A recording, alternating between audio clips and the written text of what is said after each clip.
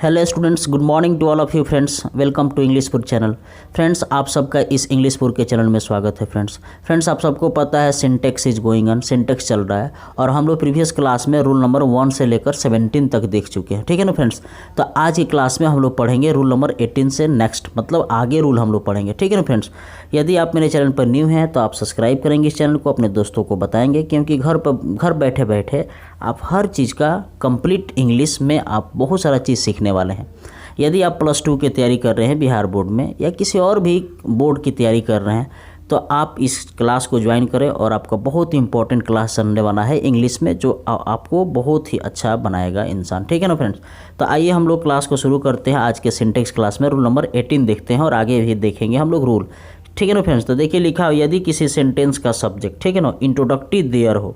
आपको बताया गया था क्लास में इंट्रोडक्टिव देयर क्या होता है कि मतलब जो इंडिफिनिट सब्जेक्ट होता है। डिफिनिट सब्जेक्ट में होता है ही होता है, सी होता है, ठीक है ना, पर्सनल प्रोनाउन होता है या राम नाउन वगैरह होता है, तो उसको डिफिनिट सब्जेक्ट बोलते हैं। लेकिन पर्सनल प्रोनाउन और प्रॉपर नाउन को छोड़कर जो कोई वर्ड आता है उसको हम जो इनडिफिनिट बोलते हैं, तो वहाँ देयर का प्रयोग करते हैं, ठीक है ना। इंट्रोडक्टिव देयर हो तो इसके बाद जो वर्ब होता है अपने आने वाले नाउन या प्रोनाउन के अनुसार होता है। मान लीजिए यहाँ सेंटेंस, 2 सेंटेंस लिखा हुआ है, ठीक है ना फ्रेंड्स। जैसे लिखा हुआ है देयर आर, तो आर का प्रयोग हम तब करेंगे जब इसके बाद आने वाला नाउन और प्रोनाउन निर्भर करेगा, ठीक है ना फ्रेंड्स।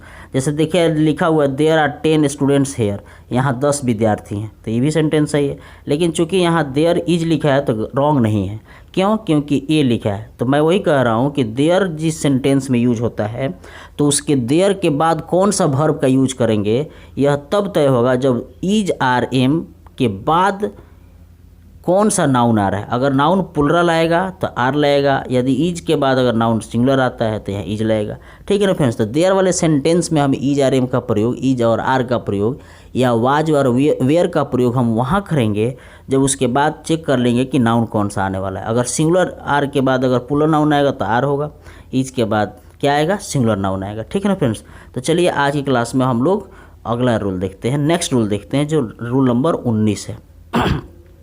देखिए लिखा हुआ है एडजेक्टिव हो, कोई भी एडजेक्टिव हो, जैसे पुअर है ना, रिच है या बेगर है या ब्लाइंड है, क्या है फ्रेंड्स? BLIND, या ब्लाइंड है, कोई भी एडजेक्टिव हो उसके पहले अगर द लग जाता है फ्रेंड्स, उस एडजेक्टिव के पहले अगर द लग जाता है तो वह फ्रेंड्स एडजेक्टिव क्या हो जाता है? प्लुरल हो जाता है, PLURAL, प्लुरल हो जाता है। जैसे मान लीजिए रिच है तो रिच के पहले अगर द लगा है तो प्लुरल हो जाएगा। तो जब प्लुरल हो जाएगा तो ये लिखा है इसके बाद जो वर्ब होता है वो प्लुरल वर्ब का प्रयोग किया जाता है। देखिए यहाँ द रिच के बाद इज लगा, इस तरह से ऑप्शन आपका ये रॉन्ग हो जाएगा, ठीक है ना फ्रेंड्स। बी में ऑप्शन लिखा हुआ ऑप्शन सही है, क्योंकि the rich are dishonest by nature, जो धनी होते हैं ऐसा औसतन नहीं है, लेकिन फिर भी ऐसा देखा जाता है जो लोग धनी होते हैं वह नेचर के बहुत डिसऑनेस्ट होते हैं। मैं सबको नहीं कह रहा हूँ, फिलहाल ये एग्जाम्पल है, ठीक है ना फ्रेंड्स। तो देखिए यहाँ लिखा हुआ है द रिच, अगर मान लीजिए द पुअर आ गया तो द पुअर के हिंदी क्या होगा? गरीब लोग। द रिच के हिंदी क्या होगा? धनी लोग, ठीक है ना फ्रेंड्स। तो उस तरह से हो जाएगा द पुअर। तो आप जब भी किसी एग्जाम में बैठेंगे तब पता करेंगे या आप जानेंगे कि द पुअर के साथ इज नहीं होगा, द पुअर आर ऑनेस्ट, क्या होगा बाबू? HONEST, honest bye nature. जो गरीब होते हैं वह स्वभाव से क्या होते हैं फ्रेंड्स? ईमानदार होते हैं, ठीक है ना। तो इस तरह से आप देखें, जो भी अगर द बेगर के साथ क्या होगा? आर होगा या वेयर होगा।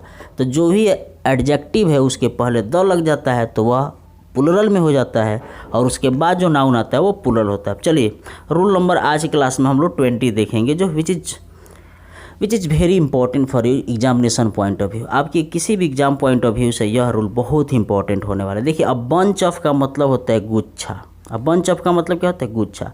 और सीरीज ऑफ का मतलब होता है किसी चीज़ का श्रृंखला। चेन ऑफ का मतलब होता है चेन, आप समझते ही। पेयर ऑफ का मतलब जोड़ा, सेट ऑफ का मतलब जोड़ा होता है।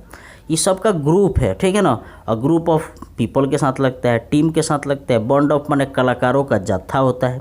और क्लास ऑफ माने किसी चीज़ का क्लास होता है। क्राउड ऑफ समझते हैं। हर्ड ऑफ का मतलब होता है भेड़ियों का झुंड, मवेशियों का झुंड, ठीक है ना। कोई भी मवेशी है उसके झुंड के लिए, है ना, एनिमल के झुंड के लिए हर्ड का प्रयोग करते हैं, HERD, हर्ड ऑफ, ठीक है ना फ्रेंड्स। तो इसके साथ जो भी है वर्ड, इसके बाद काउंटेबल नाउन आता है, वो भी काउंटेबल नाउन प्लुरल में आता है, ठीक है ना फ्रेंड्स। लेकिन प्लुरल काउंटेबल नाउन के बाद सिंगुलर वर्ब का प्रयोग किया जाता है। कौन सा वर्ब का प्रयोग किया जाता है? सिंगुलर। जैसे एग्जाम्पल लिखा हुआ है आपके स्क्रीन पर देख सकते हैं, लिखा है अ बंच ऑफ कीज। तो बंच का प्रयोग हम की के लिखा है, जैसे कोई जरूरी है की ही होगा, आप ग्रैप्स भी लिख सकते हैं, अंगूरों का गुच्छा। तो बंच ऑफ कीज माने चाबियों का गुच्छा, तो उसके साथ आर नहीं लगेगा, ये सेंटेंस रॉन्ग है। बंच ऑफ कीज के साथ आपका इज लगेगा, क्योंकि अब बंच ऑफ कीज सिंगुलर है, सब्जेक्ट एक गुच्छा है, इसलिए यहाँ इज लगेगा। उसी तरह से अ ग्रुप ऑफ पीपल। अब आगे जो मैं आपके सामने एग्जाम्पल पेश किया हूँ, यह competition point of view example है, ठीक है ना फ्रेंड्स। देखिए लिखा हुआ है, अगर आप एनडीए की तैयारी करते हैं या बैंक पीओ आईबीपीएस की तैयारी करते हैं, तो उसमें इस तरह के एग्जाम्पल आपसे पूछा जाता है, इस तरह के क्वेश्चन आपसे पूछा जाता है, ठीक है ना फ्रेंड्स। देखिए लिखा हुआ है अ ग्रुप ऑफ, ए में लिखा है ग्रुप ऑफ, इसके बाद बी में लिखा है पीपल वेयर, और उसके बाद लिखा है सिटिंग एट, और डी में लिखा है the corner. A group of people were sitting at the corner. अगर आपको लगता है कि ए में एरर है, बी में एरर है, सी में एरर है, डी में एरर है, तो आपको टिक करना है।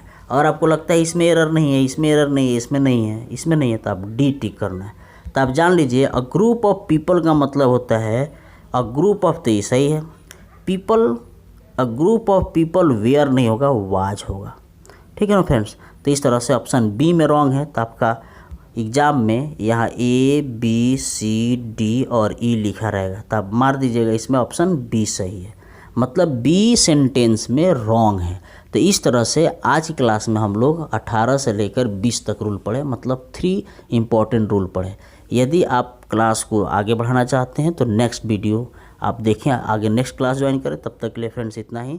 Thank you for watching this class.